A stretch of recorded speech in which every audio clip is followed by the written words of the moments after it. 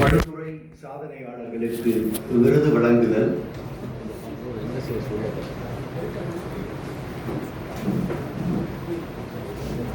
தான் எழுதிய அரும்பும் நினைவுகளில்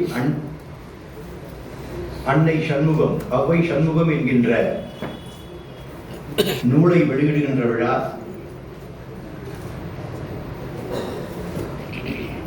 சான்றோர்களை கௌரவிக்கின்ற விழா என்று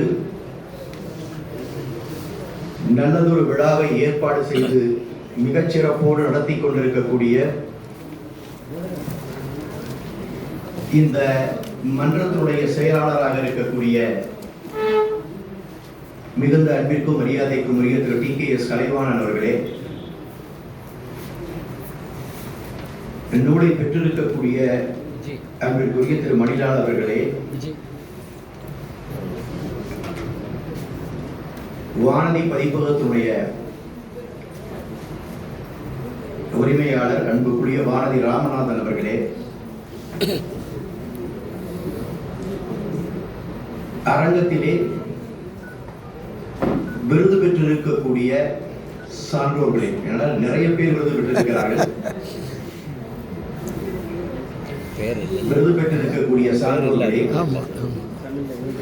விழாவிலே சிறப்பாக தங்களுடைய பங்களிப்பை தந்து கொண்டிருக்கக்கூடிய சான்றோரே, உங்கள் அத்துணை பேரையும் மிகுந்த அன்பால் வணங்கி மகிழ்கிறேன்.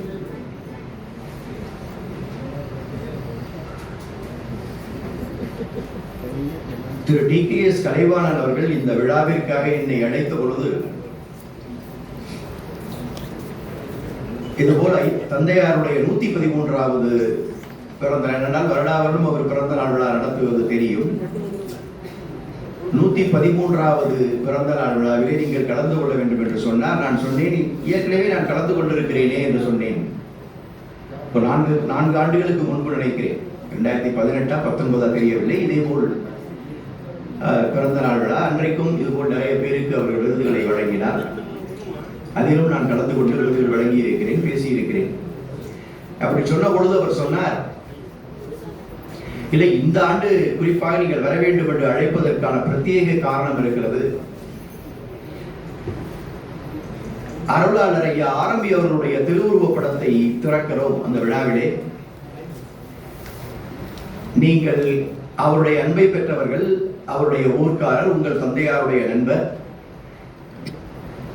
இப்படிப்பட்ட பல்வேறு கோணங்களிலே நீங்கள் அந்த விழாவிலே கலந்து கொண்டால் சிறப்பாக இருக்கும் என்று கருதுகிறேன் என்று அவர் சொன்னவுடன் என்னால் அதை மறுக்க முடியவில்லை. உடனடியாக தொலைபேசியில் தான் அழைத்தார், உடனடியாக ஒத்துக்கொண்டேன், வருகிறேன் என்று சொல்லி. அப்படித்தான் இந்த சங்கரதாஸ் சுவாமிகள் நினைவு மன்றம் நடத்துகின்ற அவை TKS அவர்களுடைய பிறந்தநாள் விழாவிலே நான் கலந்து கொள்கின்ற 2வது விழாவாக இது அமைந்திருக்கிறது.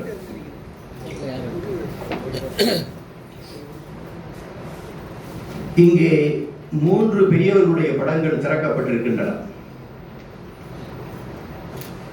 அருளாளர் ஐயா ஆரம்பி, திரு பாலன் அவர்கள், திரைப்பட பின்னணி பாடகர் திரு வாசுதேவன் அவர்கள். இந்த படங்களை திறப்பது, ஒவ்வொரு படத்தையும் திறப்பதற்கு ஒரு பிரமுகரை அழைத்திருந்தார் திரு கலைவாணன். தவிர்க்க முடியாத காரணங்களினால் அவர்களால் வர முடியவில்லை. எனவே ஆங்கிலத்திலே ஆல் இன் ஒன் என்று சொல்வார்களே, அப்படி நூல் வெளியிடுகின்ற வேலையோடு, தலைமை ஏற்கின்ற வேலையோடு, விருதுகள் வழங்குகின்ற வேலையோடு, படம் திறக்கின்ற வேலையும் உனக்குத்தான் என்று சொல்லிவிட்டார் அவர் ஆரம்பத்திலேயே. எனவே அந்த வேலையும் எனக்கு கிடைத்தது. அது எனக்கு இரட்டிப்பு முயற்சி தான். ஏனென்று கேட்டால், மற்ற 2 படத்தை திறந்து வைத்திருக்கின்ற மற்ற 2 எனக்கு பெரிய பரிச்சயமோ தொடர்போ கிடையாது. அவர்களை அறிந்திருப்போம், அவ்வளவுதானே ஒழிய திரு கலைவாணன் அவர்கள் இங்கே பாடி காட்டியதை போல திரு வாசுதேவன் அவர்கள் பாடிய நிறைய திரைப்பட பாடல்களை ரசித்திருக்கிறோம், கேட்டிருக்கிறோம், வாயசைத்திருக்கிறோம், முணுமுணுத்திருப்போம். ஆனால் அவரை எல்லாம் நாம் பார்த்து பழகியதெல்லாம் கிடையாது. ஆனால் அருளாளர் ஆரம்பி அவர்களை பொறுத்தளவிலே அவருடைய படத்தை திறக்கின்ற வாய்ப்பு நமக்கு கிடைக்கவில்லையே என்கின்ற ஏக்கம் அந்த பத்திரிகையை பார்த்தவுடன் எனக்கு உண்மையிலேயே இருந்தது. ஒருவேளை அந்த ஏக்கம் நம்முடைய நயமுறை நம்பியுடைய அவர்களுடைய என்ன மனங்களிலே போய் சேர்ந்ததோ என்னவோ தெரியவில்லை. நான் வரவில்லை, நீ பார்த்துக் கொண்டு விட்டு விட்டார் என்று நினைக்கிறேன். இதுவரை வரவில்லை. அப்படி மகிழ்ச்சியோடு நான் அந்த கூடுதல் பணியையும் செய்திருக்கிறேன். இன்றைக்கு அது மிகுந்த மகிழ்ச்சியையும் பெருமையையும் எனக்கு தருகிறது என்று சொன்னால் அது மிக என்று. காரணம், இங்கே வந்திருப்பவர்கள் நிறைய பேர் அது அறிந்த விஷயம்தான். நான் அவர் ஊர்க்காரன் என்பது அறிந்த விஷயம். அருளாளர் ஆரம்பி அவர்கள் உயிருடன் இருந்த காலத்திலே கம்பன் மேடைகளிலும் இன்னும் பல்வேறு இலக்கிய மேடைகளிலும் அதை நிறைய சொல்லியிருக்கிறார், நிறைய பேசியிருக்கிறார். என் தந்தையை பற்றி பேசியிருக்கிறார், எங்கள் கிராமத்தை பற்றி பேசியிருக்கிறார், என்னை பற்றி பேசியிருக்கிறார். அது அநேகமாக எல்லாருக்கும் தெரிந்திருக்கும், பலருக்கு தெரிந்திருக்கும், சிலருக்கு தெரியாமல் இருக்கலாம். அந்த ஊரிலே இருக்கக்கூடிய செல்வாக்கு மிக்க குடும்பங்கள் என்று சொன்னால் 1-2 தான். அதில் ஒன்று எங்கள் குடும்பம், இன்னொன்று அவர்கள் குடும்பம். எங்கள் குடும்பத்தை பொறுத்தவரை எங்களுடைய பாட்டனார் வழியில் இருந்து அது அந்த ஊர் அம்பலக்காரர் மிராஸ்தார் என்று சொல்வார்கள். அப்படிப்பட்ட குடும்பம். புதுக்கோட்டை அந்த சமஸ்தானத்துடைய ராஜா, அந்த ராஜாவால் வழங்கப்படுகிற அந்த பட்டம், அவரால் வழங்கப்பட்டிருக்கிற அந்த பொறுப்பு ஒவ்வொரு கிராமத்திலும் ஒரு தலை குடும்பம் இருக்கும். அப்படி வழங்கப்பட்டது என்னுடைய பாட்டனார் காலத்திலிருந்து தொடர்ந்து வந்தது. அந்த குடும்பத்திலிருந்து வந்தவர் என் தந்தை, நாங்கள் எல்லாம். அதே போல் புதுக்கோட்டை மன்னருடைய அந்த பாதுகாப்பு படையிலே முக்கிய அதிகாரியாக இருக்கக்கூடியவர்களுக்கு தேசி என்று ஒரு பட்டம் வழங்கப்பட்டது. அப்படி திரு அருளாளர் ஆரம்பி ஐயா அவருடைய தாத்தா அப்படி அந்த பொறுப்பை வகித்தவர், அவருக்கு அந்த தேசி என்கின்ற பட்டம் வழங்கப்பட்டது. அதனால் அந்த எங்கள் வீட்டை அம்பலக்காரர் வீடோ மிராஸ்தார் வீடோ என்று சொல்லுவார்கள். அதே போல் திரு ஐயா ஆரம்பி அவருடைய வீட்டை தேசி வீடு என்று சொல்லுவார்கள். சொல்ல போனால் ஆரம்பியாருடைய தாத்தாவை பற்றி நான் அறிந்திருக்க வாய்ப்பில்லை. ஆனால் அவருடைய மகன், அதாவது ஆரம்பியாருடைய தந்தையார் ராமசாமி என்று பெயர், அவரை பற்றி என் தந்தையார் அவரை பற்றியெல்லாம் குறிப்பிடுகின்ற பொழுதே தேசி ராமசாமி செட்டியார் என்றுதான் சொல்வார்கள். அவர்கள் தேசி ராமசாமி என்ற அந்த அடைமொழியோடு தான் அவர் வழங்கப்படுவார். ஒரு முறை, பல வருடங்களுக்கு பிறகு ஒரு முறை தந்தையார் அடிக்கடி வந்து அவர்கள் இங்கே ஆரம்பி அவர்கள் புதுக்கோட்டைக்கு வந்தாலும் தந்தையாரோடு சந்தித்து பேசாமல் அளவலாகாமல் திரும்ப மாட்டார். அதே போல் தந்தையார் சென்னைக்கு வந்தாலும் திரு ஆரம்பி அவர்களை போய் பார்க்காமல் அவரோடு அளவலாகாமல் அவர் ஊர் திரும்ப மாட்டார்கள். அவ்வளவு பெரிய நட்பு அவருடையது.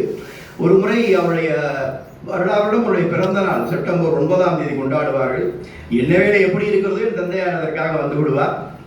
உடல் நலிவுற்றிருந்த காலத்திலும் கூட நாங்கள் எல்லாம் எவ்வளவோ சொல்லியும் கேட்காமல் அவர் வந்து விட்டார். அப்படி கூட சில ஆண்டுகள், கடைசி ஒரு 2-3 ஆண்டுகள்.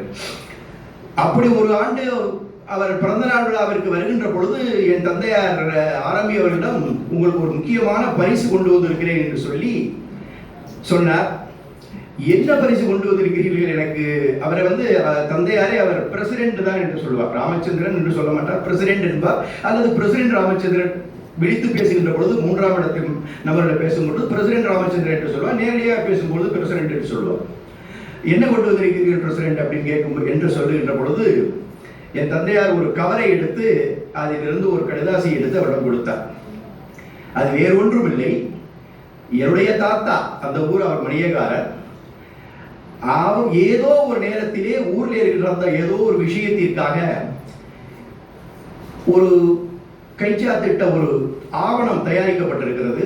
அந்த ஆவணத்திலே ஆரம்பி அவருடைய தந்தையார் கையெழுத்திட்டு இருக்கிறார், தேசி ராமசாமி செட்டியார் என்று கையெழுத்திட்டு இருக்கிறார். அந்த கையெழுத்திட்ட அந்த அசல் ஆவணம் அதற்கு பிறகு அதற்கு ஒன்றும் பெரிய மதிப்பில்லை. ஆனால் அந்த கையெழுத்திட்ட ஆவணத்துடைய அந்த அசல் ஆவணம் எங்கள் வீட்டில் இருந்தது. அதை வேறு ஏதோ தேடுகின்ற பொழுது அது கிடைத்திருக்கிறது, அதை கொடுக்கலாம் என்னுடைய நண்பரிடம் என்று சொல்லி அதை கொண்டு வந்து என் தந்தை கொடுத்தார். அதை பார்த்தவுடன் ஆரம்பி அவர்களுக்கு மகிழ்ச்சியின் எல்லைக்கே போய்விட்டார். என்று கேட்டால் அவருடைய தந்தையாருடைய கையெழுத்தை ஆரம்பி அவர்கள் பார்க்கவில்லை, பார்த்திருக்க வாய்ப்பில்லை. அவருடைய 3வது வயதிலேயே அவருடைய தந்தையார் இறந்து விட்டார். ஆரம்பியுடைய 3வது வயதிலேயே அவருடைய தந்தையார் இறந்து விட்டார். அப்படிப்பட்ட ஒரு நிகழ்ச்சியான நேரம். அதை கொடுத்தவுடன் அதை மிகுந்த மனைவி குழந்தைகள் எல்லாம் காட்டிவிட்டு பார் அப்பாவுடைய கையெழுத்து என்று சொல்லி அதை பொக்கிஷமாக அவர் வைத்திருந்தார். அப்படி அந்த நட்பும் உறவும் எங்கள் குடும்பத்திற்கும் அவர்கள் குடும்பத்திற்கும் உண்டு. அவருடைய வாழ்க்கை வரலாற்றை நீங்கள் படித்தீர்கள் என்று சொன்னால் என்னென்று கேட்டால், இந்த விழாவிலே டிகேஎஸ் அவர்களுடைய பிறந்த நாள் விழாவிலே ஆரம்பி அவர்களுக்கு படம் திறக்கிறார்கள் என்று சொன்னால், அங்கே திரு பாலன் அவர்களுக்கும் திரு மலேசியா வாசகன் அவர்களுக்கும் படம் திறப்பதற்கு ஒரு பிரத்யேக காரணங்கள் உண்டு. அதே அவர் செய்கிறார். ஆரம்பியோடு என்ன தொடர்பு, எதற்காக படம் திறக்கிறார் என்று கூட சிலர் நினைக்கலாம். சொல்ல போனால் ஆரம்பி அவருடைய வாழ்க்கை வரலாற்றை நீங்கள் படித்து பார்க்கின்ற பொழுது டிகேஎஸ் ஆரம்ப காலத்திலேயே வந்து விடுகிறார்கள்.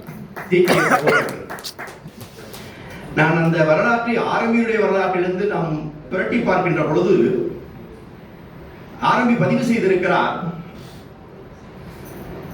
அவர் பிறந்து 3 வயதிலேயே அவருடைய தந்தையார் இறந்து போய்விட்டார் என்று நான் சொன்னேன்.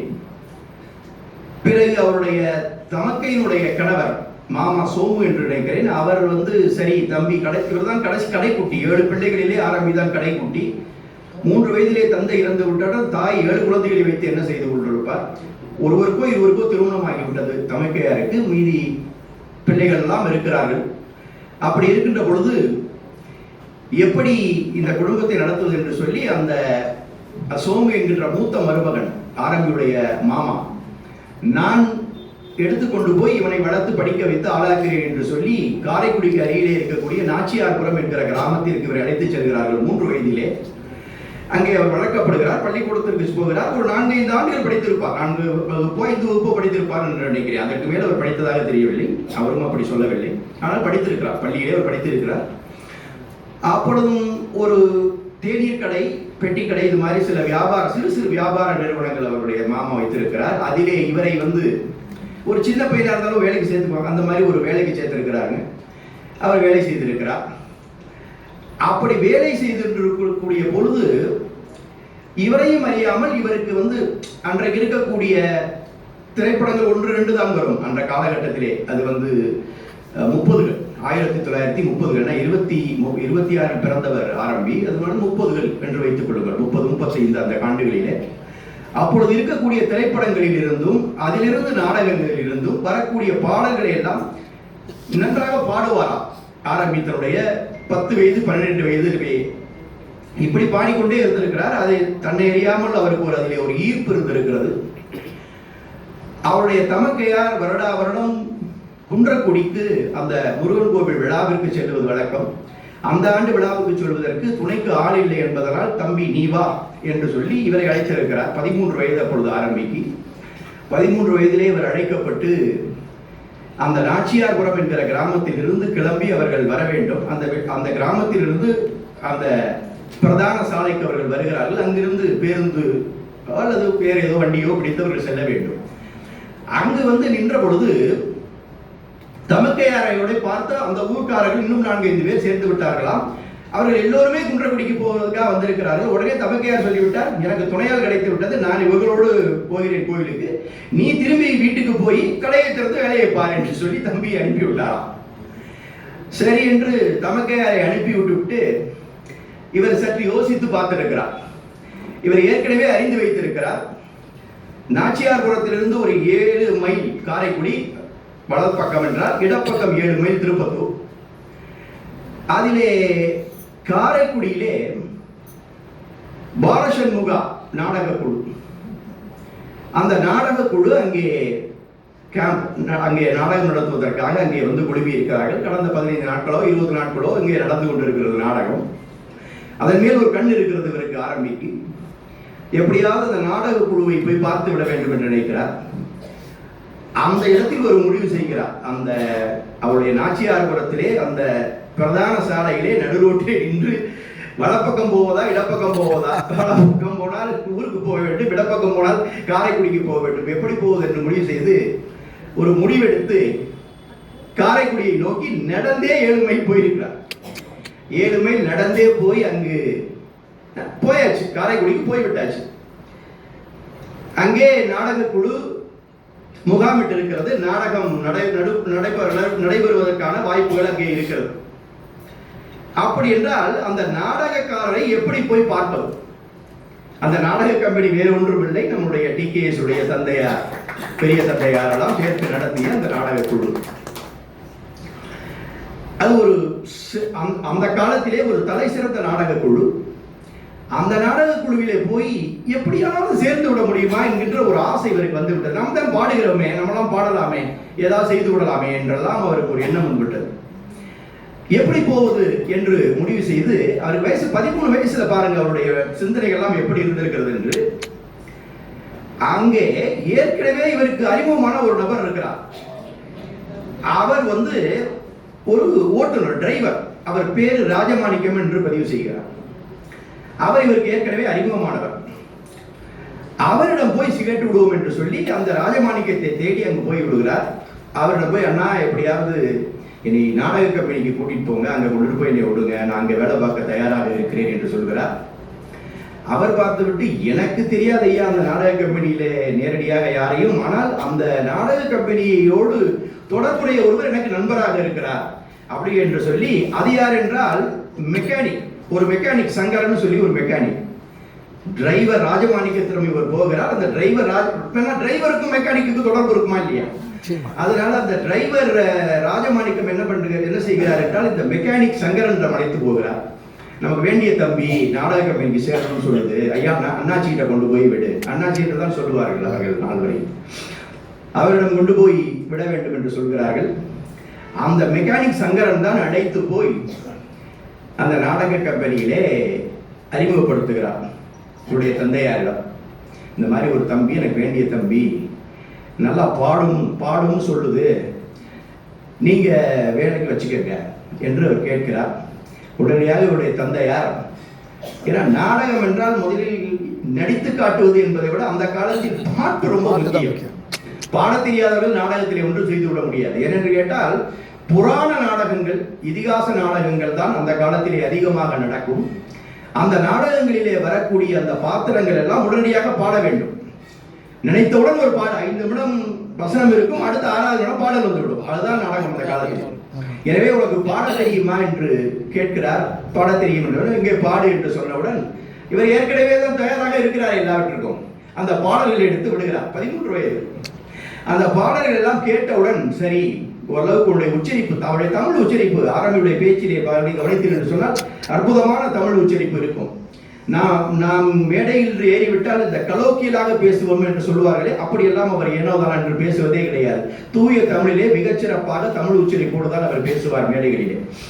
அந்த தமிழ் உச்சரிப்போடு அவர் பாடிய பாடல் எல்லாம் கேட்ட அண்ணாச்சி என்ன செய்திருக்கிறார், சரி நீ சேர்ந்துக்கோ, போய் அங்க போய் பையங்களோட இரு அப்படின்னு சொல்லி அனுப்பிச்சிட்டாரு. ஆனா என்னன்னா, இவர் சேர்ந்ததுதான் அந்த நாடக கம்பெனி காரைக்குடியில் நடத்துற கடைசி நாள் அந்த கேம்ப்ல. அன்னையோட முடியுது நாடகம், இரு அப்படின்னு சொல்லிட்டார். மறுநாள் பேக் பண்ணணும், அவங்க வந்து மூட்டை முடிச்சோடு கிளம்பணும், ஏன்னா அடுத்த ஊருக்கு அவங்க போறாங்க.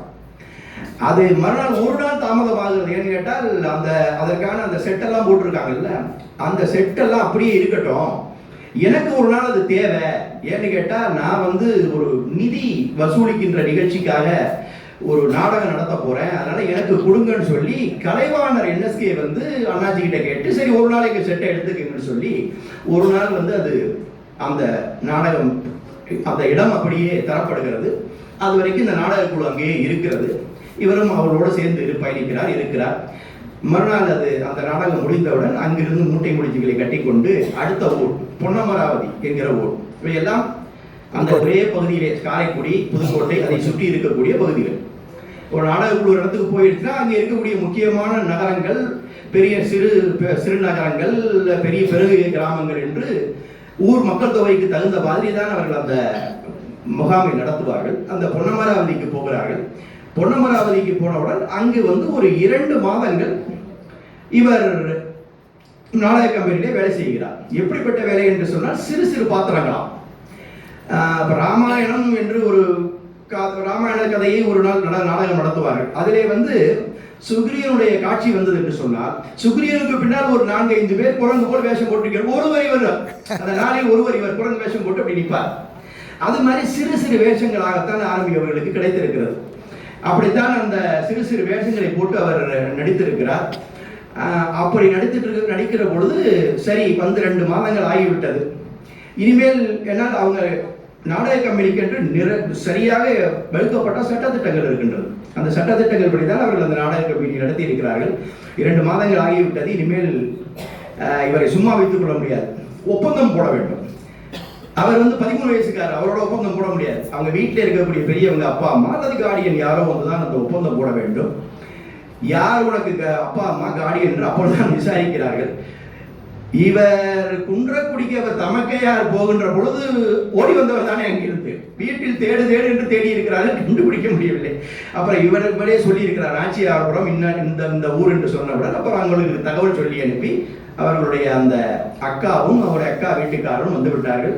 வந்தவர்கள் அதில் என்ன பதிவு செய்கிறார் என்றால், ஏன் அவர் அவ்வளவு சொல்லாமல் ஓடி வந்திருக்கிறார் என்று சொன்னால், நீ உனக்கு படிப்பு ஏற மாட்டேங்கிறது, அதனால் உனக்கு மலேசியாவிலே நம் ஊர்க்காரர் ஒருவர் போகிறார், அவருக்கு உனக்கு கையால், அந்த காலத்தில் கையால்னு ஒரு வேலை இருக்கும். சும்மா அந்த பையன் கூடவே வருவான், பெட்டி எடுத்துட்டு வருவான், அதை எடுத்துட்டு வா, இதை எடுத்துட்டு வா. இப்போ நம்ம ஆஃபீஸ் பாய் அசிஸ்டன்ட்லாம் சொல்கிறோம்ல, அந்த மாதிரி அதுக்கு பேர் கையால்னு அந்த வேலை. அந்த கையால் வேலைக்கு உன்னை அனுப்புறது, பாஸ்போர்ட் எடுத்துன்னு முடிவு பண்ணிட்டாங்க அவங்க அக்காவும் அக்கா வீட்டுக்காரரும். அதுக்கு பயந்து தான் இவர் நாடக கம்பெனிக்கு போறாரு. அவங்க வந்து கேட்குறாங்க, உன்னை வந்து மலேசியாவுக்கு அனுப்புறதுல முடிவு பண்ணி வச்சிருந்தோம், நீ எப்படி இங்கே ஓடி வந்த அப்படின்னு சொல்லி வா வீட்டுக்குன்னு கூப்பிடுறாங்க. இவர் முடியாது, எனக்கு நாடக கம்பெனி தான் வேணும்னு பிடிவாதமாக இருக்காரு. அந்த பிடிவாதத்தை புரிந்து கொண்டவர்கள் சரி இனிமேல் ஒன்றும் செய்ய முடியாது இந்த தம்பி அப்படின்னு சொல்லிட்டு, சரி நீ உருப்படுறதுன்னு முடிவு பண்ணல, உருப்பட மாட்டேன்னு முடிவு பண்ணிட்டேன், இப்போ உடனே ஒரு ஒப்பந்தம் எல்லாம் நடக்குது. ஒப்பந்தம் எல்லாம் போட்டு கையெழுத்தெல்லாம் போட்டு கொடுத்துட்டு அவங்க சரிப்பா உனக்கு பிடிக்கலன்னா வந்துரு வீட்டுக்கு அப்படின்னு சொல்லிட்டு அவங்க ஒப்பந்தத்தில் கையெழுத்து போடுறாங்க. அந்த ஒப்பந்தத்தில் உள்ள சரத்துகளையும் சொல்லுகிறார். என்ன ஒப்பந்தம், அந்த கம்பெனி எப்படி இருந்திருக்கு பாருங்க. எப்படின்னா, தங்குற இடம், சாப்பாடு, துணிமணி, இதை வந்து நாடக கம்பெனியே கொடுத்துரும். இது போக சம்பளம். இவருக்கு முதல் ஆண்டு சம்பளம் மாசம் 3 ரூபாய் ஆரம்பிக்கு. இதெல்லாம் அவரே பதிவு பண்ணியிருக்காரு. 3 ரூபாய். ஒப்பந்தத்திலேயே எஸ்கலேஷன் இருக்கு. அதாவது கூடுதல் சம்பளம் எப்போ வருதுன்னா, ஓராண்டு முடிவில் அவருக்கு 5 ரூபாய் 2வது வருஷத்துல, 2வது வருஷம் முடிஞ்ச உடனே 3வது வருஷம் 7 ரூபாய். ஒப்பந்தம் 3 வருஷத்துக்கு தான். 3 வருஷத்துக்கு அப்புறம் தேவையில்லை ரினிவல் பண்ணிக்கலாம், இல்லைன்னா அது தேவையில்லை. அது மாதிரி வந்து 3 ரூபாய் 5 ரூபாய் 7 ரூபாய் மாச சம்பளத்துல ஆரம்பி அந்த கம்பெனியில வேலை பார்க்கிறாருன்னா நடிக்கிறார்.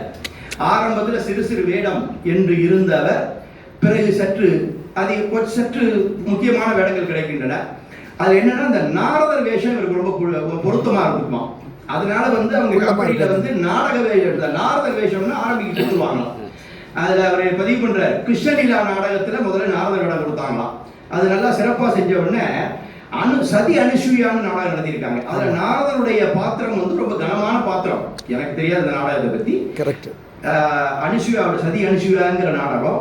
அந்த நாடகத்துல வந்து நாரதருடைய பாத்திரம் கனமான பாத்திரமாம், பிரதான பாத்திரமாம் இருந்தாலும் ஆரம்பி இதை செய்து விடுவார் என்றால் நன்றாக செய்கிறார் சொல்லி அந்த பாத்திரத்தை அவர் கொடுத்திருக்கிறார்கள். நடித்திருக்கிறார். இப்படி ஒரு 3-4 ஆண்டுகள் அவர் நடித்திருக்கிறார். அதற்கு பிறகு சில மாற்றங்கள் வருகிறது. பிறகு சிலருடைய ஏற்பாட்டின்படி அவருக்கு வேறு வேறு சிந்தனைகள்லாம் வருகிறது. இன்னும் முன்னேற வேண்டும், இன்னும் சாதிக்க வேண்டும் என்று உழைத்துக் கொண்டிருக்கக்கூடியவர், நிர்வாக திறமை உள்ளவர். அந்த நாடக கம்பெனியில் சேர்ந்து 1-2 ஆண்டுகளிலேயே அந்த நாடகத்திலே உங்களுடைய நாடக கம்பெனியில நிர்வாகம் கணக்கு வழக்குகளுக்கெல்லாம் ஒருத்தர் இருந்தாருங்க. அவருடைய பேர் கூட இதே டிகே, என்ன பேர் ஒருத்தர் இருக்காருன்னு நீங்களே பதிவு பண்ணியிருக்கீங்க. யாரோ ஒருத்தர் அவருக்கு உதவியாளராக அவர் போய் இருந்துட்டார். அவருக்கு உதவியாளராக அந்த நாடக கம்பெனியில வேலை பார்க்குற அளவுக்கு அவர் உயர்ந்துட்டார். அப்படின்னா ஒரு 14, 15, 16 வயசு இல்லை. ஆமா, அவருடைய துணைவராக போய் இருந்துட்டாரு. அதனால இந்த திறமைகள்லாம் இருக்கிறத வச்சுக்கிட்டு நம்ம இன்னும் முன்னேறணும் அப்படின்னு நினைச்சு அவர் அங்கிருந்து புறப்படுறதுன்னு இன்னொருத்தரோட சேர்ந்து முடிவு பண்ணி அவர் புறப்படுறாரு அந்த ஊரை விட்டு. ஆனா ஒரு தப்பு பண்ணிடுறாரு. அவர் என்னன்னா, அண்ணாச்சிகள் 4 பேர்கிட்டையும் சொல்லாம புறப்பட்டார். அங்கிருந்து புறப்பட்டு அவர் கிளம்பி அவர் காரைக்குடியிலேருந்து காரைக்குடி ஏதோ ஒரு ஊர்லேருந்து கிளம்புறதுக்காக ரயில் நிலையத்துக்கு போய் ரயில் ஏறி உட்கார்ந்துருக்காரு. அவரும் அந்த கூட கூட்டிகிட்டு போனவரும். இதுக்கடையில் அண்ணாச்சி தேடிட்டு எங்கே போயிருக்காங்க ஒவ்வொரு இடமா பார்த்து அங்கே ஒரே போக்குவரத்து சாதனம் வந்து ரயில் தான். ரயிலை போய் பார்த்து ரயில் பெட்டியெல்லாம் தேடி திருடங்க மாதிரி பிடித்து விட்டார்கள் அவர்கள். பிடித்து மீண்டும் நாடக கம்பெனி கொண்டு வந்து கேட்டு அண்ணாச்சி மூத்தவர்கிட்ட, அவர் சங்கர அண்ணாச்சி தானே மூத்தவர், அவர்கிட்ட கொண்டு, அவர் தான் நிர்வாகி அந்த நாடக கம்பெனிக்கு, அவர்கிட்ட கொண்டு வந்து விடுறாங்க. அவர் கேட்குறாரு, எதுக்கு நீங்கள் சொல்ல எங்கே போனீங்க அப்படின்னு. இந்த மாதிரி இல்லையா நாங்கள் கிளம்புறோம் அப்படின்னு சொல்லி. அதுக்கு நீ சொல்லிட்டு போகணுமா இல்லையா, நீ எப்படி இப்படி போனேன் அப்படின்னு சொல்லி. ஆமாம் ஐயா, சொல்லாம போனது தப்பு தான். சரி, இப்போ என்ன நீ உண்மையிலேயே முடிவு பண்ணி போகிறது முடிவு பண்ணி? ஆமாம், முடிவு பண்ணி போடு. சரி, அப்படின்னா கணக்கை பாருப்பா அப்படின்னு கணக்கை பார்த்து ஓடி போனவர் ஆரம்பியை அழைத்து வந்து கணக்கு பார்த்து பாக்கி கொடுக்க வேண்டியதை பைசா இல்லாமல் கொடுத்து வாழ்த்தி நீ நிச்சயமாக வாழ்க்கையில் முன்னேறுவா என்று சொல்லி அனுப்பி வைத்தார் அண்ணாச்சி. அனுமதி பண்ற அவருடைய வாழ்த்துக்கள் தான் நான் முன்னேறி இருக்கிறேன் என்று சொல்லி. அதுபோல அந்த நாடக கம்பெனி வந்து அதை வந்து அவர் என்ன சொல்றாருன்னா, அது வந்து வெறும் நாடக கம்பெனி இல்லை, அது ஒரு பல்கலைக்கழகம் மாதிரி இருந்தது எங்களுக்கெல்லாம். நாங்கள் எல்லாம் படிப்பை பாதையிலே நிறுத்திவிட்டு ஓடி வந்த பையன்கள் தான் நாங்கள் எல்லாமே, பெரும்பாலும் இங்கே இருக்கக்கூடியவர்கள். எனவே எங்களுக்கு படிப்பு வேண்டும், படிப்பறிவு வேண்டும், பொது அறிவு வேண்டும் என்பதற்காக அண்ணாச்சி என்ன செய்வார்கள் அவர்கள் அப்படின்னா, அந்த படிப்பு சொல்லிக் கொடுப்பதற்கும் பொது அறிவை சொல்லிக் கொடுப்பதற்கும் வகுப்புகள் எல்லாம் எடுக்க சொல்லி இருக்கிறார். நாட்டியம் பயில வேண்டும் என்பவர்களுக்கு நாட்டிய பயிற்சி உண்டு, இசை வேண்டும் என்பவர்களுக்கு இசை பயிற்சி உண்டு. இதெல்லாம் கம்பெனி, நாடக கம்பெனி அதனுடைய செலவிலேயே அதனுடைய அந்த பிள்ளைகளுக்கெல்லாம் செய்து கொடுத்திருக்கிறது. அவர்கள் யாரையும் நாடக கம்பெனியில் வேலை பார்க்கக்கூடிய வேலையார் என்று அவர்கள் சொன்னதாக சரித்திரமே இல்லை. இவர்களெல்லாம் என்னுடைய பிள்ளைகள், பிள்ளைகளுக்கு பாடம் சொல்லிக் கொடு, பிள்ளைகளுக்கு நாட்டியம் சொல்லிக் கொடு, பிள்ளைகளுக்கு இசை சொல்லிக் கொடு, பிள்ளைகளுக்கு இதை செய், பிள்ளைகளுக்கு அதை செய் என்றுதான் அண்ணாச்சி சொல்லுவாராம். அப்படி டிகே சகோதரர்கள் அந்த நாடக கம்பெனியை மிக திறம்பட அவர்கள் நடத்தி இருக்கிறார்கள். அப்படிப்பட்ட நாடக கம்பெனியிலே ஒரு 3-4 ஆண்டுகள் தன்னுடைய வாழ்க்கையின் முதல் படியை எடுத்து வைத்து அங்கே தன்னுடைய வாழ்க்கைக்கான தேவையான எல்லா விஷயங்களையும் அவர் உள்வாங்கிக் கொண்டு உரமேற்றி கொண்டுதான் சென்னை போன்ற நகரங்களுக்கு வந்து, சென்னையிலே அவர் உங்களுக்கு அதற்கு பிறகு நடந்த கதை உங்களை பலருக்கு தெரியும். அவர் பெரியாரிடம் சென்று, பிறகு அண்ணாவிடம் சென்று, இறுதியாக புரட்சி தலைவர் எம்ஜிஆரிடம் வந்து அவர் தன்னுடைய வாழ்க்கை பயணத்தை நடத்தி இருக்கிறார். அவர் ஒன்று சொல்லுவார், நான் 1926 பிறந்தேன், 26 இருந்து 1953 வரை நான் பிழைத்திருக்கிறேன், வாழ்க்கையில் நான் பிழைத்திருக்கிறேன், பிழைத்தேன் என்று அவர் சொல்லுகிறார். அது என்ன பிழைத்திருக்கிறேன்? 53க்கு அப்புறம் வாழ்ந்திருக்கிறேன் என்று அவர் பதிவு செய்கிறார். அது என்ன பிழைத்திருக்கிறேன், அது என்ன வாழ்ந்திருக்கிறேன் என்கின்ற கேள்வி வரும். அதற்கும் அவரே விளக்கம் சொல்கிறார். பிழைப்பது என்பது உயிர் வாழ்வதற்கு தேவையான வசதிகளை உருவாக்கி கொண்டு வாழ்வது, உயிரோடு வாழ்வது, வசதியோடு வாழ்வது, அதுதான் பிழைப்பது. நம்மில் பலர் அதைத்தான் செய்கிறோம். ஆனால் ஒரு நெறியோடு, கொள்கையோடு, ஒரு இலக்கை நோக்கி பயணித்து சமூக பிரக்ஞையோடு பயணிப்பது என்பதுதான் சாதிப்பதுதான் ஒரு மனிதனுடைய வாழ்க்கை. அந்த வாழ்க்கையை வாழ்பவரைத்தான் வாழ்கிறோம் என்று சொல்லுவார்கள். பிழைப்பிற்கும் வாழ்க்கைக்கும் நிறைய வித்தியாசங்கள் உண்டு.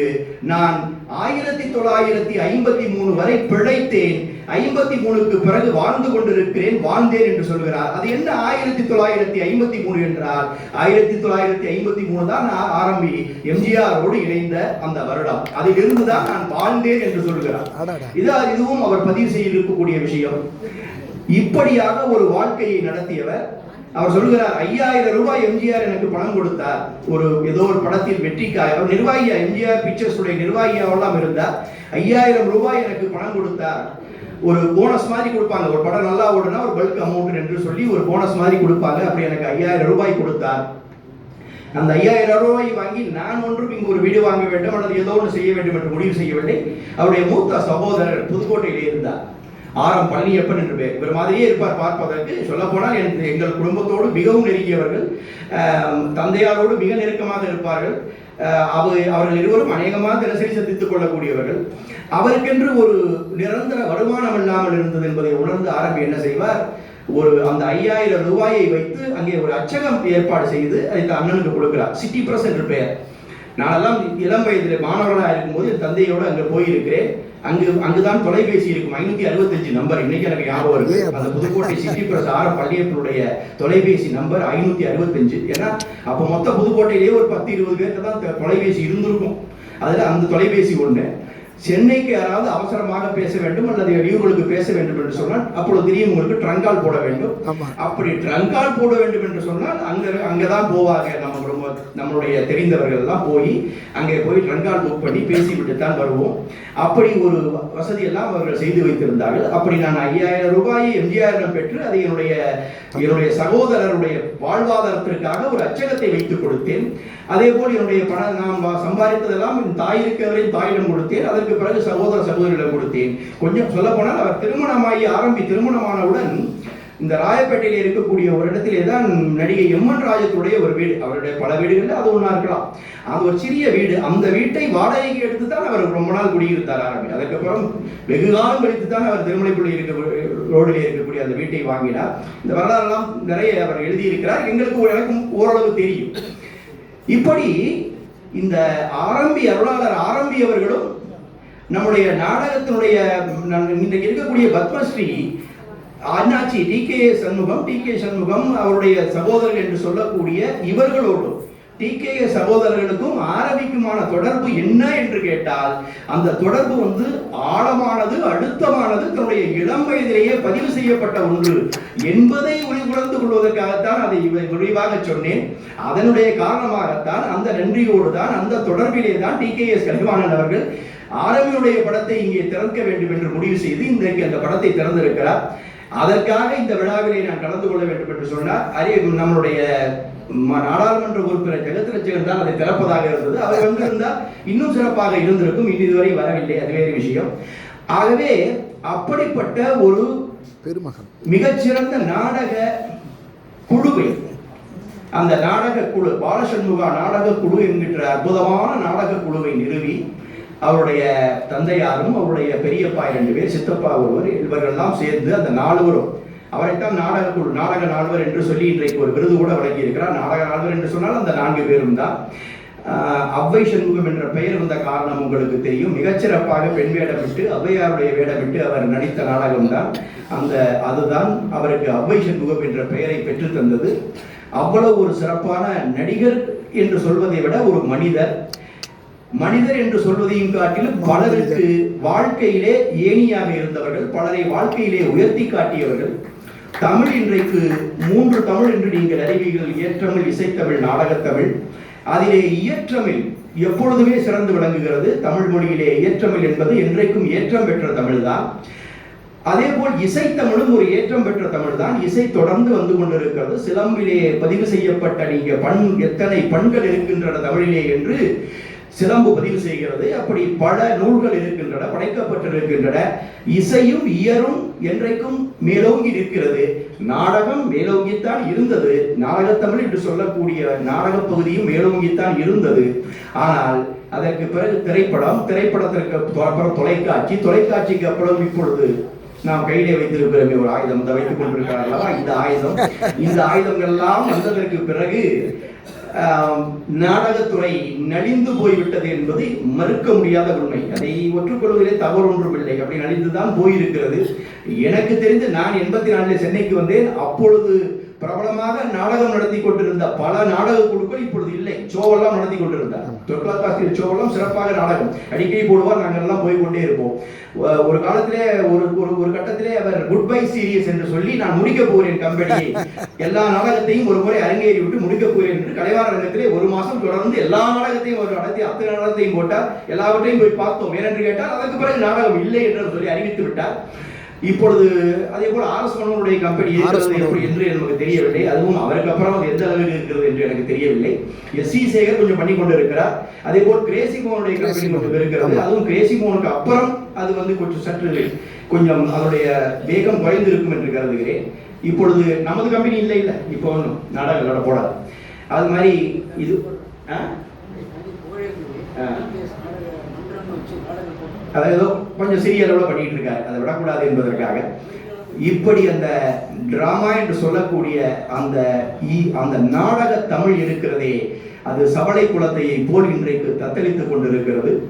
ஆனால் அதிலிருந்து உதித்தவர்கள், அதிலிருந்து வந்தவர்கள் தமிழ் நாடகத்தினுடைய தந்தையாக இருக்கக்கூடிய சங்கரதாஸ் சுவாமிகள், அவர்தான் நாடகத்தை உருவாக்கி தந்தவர். அவர்தான் வள்ளி திருமணம் போன்ற நாடகங்களுக்கெல்லாம் எப்படி நாடக காட்சிகள் அமைய வேண்டும், எப்படி கதையமைப்பு அமைய வேண்டும், எப்படி வசனங்கள் இருக்க வேண்டும் என்பதையெல்லாம் மிகச்சிறப்பாக தெளிவுபடுத்தி தந்தவர்.